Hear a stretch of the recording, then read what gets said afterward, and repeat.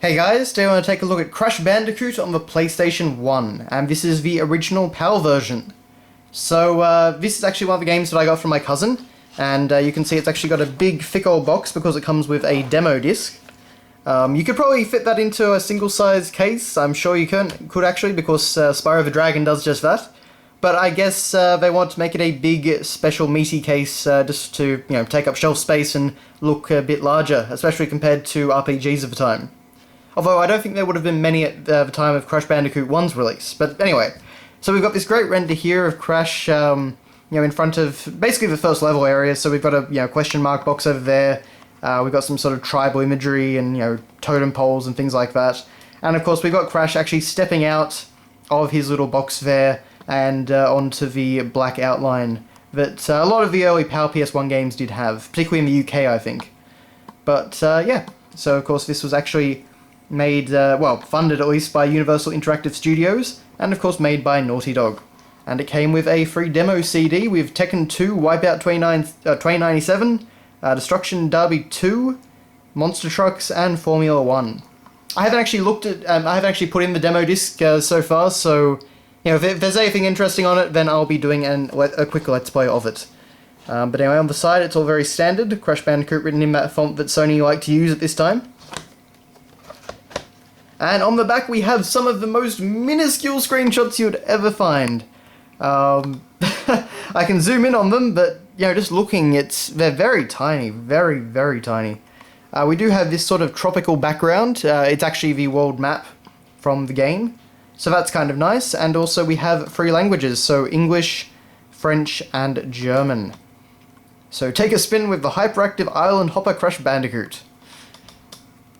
So, yeah, we've got a few renders down here of different enemies, I should say. Of course, there's Cortex. I think that was Ripperoo down there. So, yeah, that's all fun. I think this actually might be the PAL UK version. I wouldn't be surprised if that's just what we got here in Australia. That tended to happen quite a bit. Well, actually, first off, we'll look over here because this is pretty nice and easy. So, this is the Autumn Christmas Releases demo disc that came with the game. No idea what year this was. I would guess 96. And yes, there it is down there, if you guys can see it on the camera. So 96 Autumn and Christmas releases. Okay, and when I open this up, we actually get a few things here. So we have the actual game disc, which looks very nice. It's basically a close-up of the image on the front cover, but printed a much larger size and very high quality, so that all looks great. We actually have these codes here, which my cousin would have written down when he was much younger, and let's see, beat this 00000. So Crash Bandicoot completed 9 days. It got completed in 9 days. 2 out of 2 keys, 28 out of 28 gems. As you can see, gems is actually misspelled. 100%. So he was very proud of that and wrote that down on here. So that's kind of fun. I always like it when you get little artifacts from people that have previously played the game. And we also have the controls. Oh no, sorry, not the controls. Passwords for the game. Written on the back of a April 1993 calendar. So that's always good fun, eh? Yep, the 9th of April and the 8th of April. Well, I know this was long after 993, so I guess I don't know why he still had a 93 calendar, but there you go. Okay, so over here, we have, of course, our manual. And it's just the same as the front cover. Unfortunately, it is in black and white, but we do have some nice artwork and renders. And welcome to the land down under. Actually, oh okay, I didn't know this was actually supposed to be in Australia. There you go. I mean, I always knew, Crash Bandicoot, that's, Australian animal, but nicest little islands just southeast of Australia. There you go. So, funnily enough, actually, he was one of 2 marsupials at the time to get a sort of Australia-related game, because a few years later, we had T.Y. the Tasmanian Tiger. But yes, it's just talking about how Crash Bandicoot was created, and kind of like how the game actually gets started. So it's a fun little story there. Yeah, so it's just fun to read.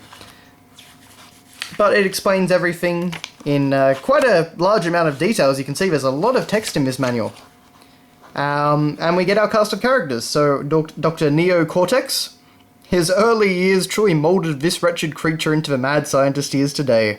Ridiculed by the scientific community for his outlandish yet nearly workable theories, Dr. Cortex is motivated by one driving force: to shut those know-it-alls up once and for all. By creating a mutated army of once animals, now armoured beasts. Lovely. And of course we have Dr. Embryo, who would become much more important as the series went on. Papu Papu, who was exclusive to this game, he was like a tribal chief, it was the first boss. Of course we got Ripperoo, Koala Kong, Pinstripe, and Aku Aku, who of course is the mask that helps you out. Who actually did get a much bigger role in the third game, as I recall. Right, so then we just have the manual again in French and German. So yeah, it's really all that. And we just have a pretty stylish back, just completely black with the little Crash Bandicoot logo down there. But that is your look at Crash Bandicoot on the PS1. Certainly the game has aged quite a bit, particularly compared to its sequels, but you know, it's still fun at its core. It's just the level design can be a bit more, I don't know what you'd say exactly, shall we say unforgiving. But anyway, still a fun game if you're interested in checking it out. So thanks all for watching guys, and I will see you next time.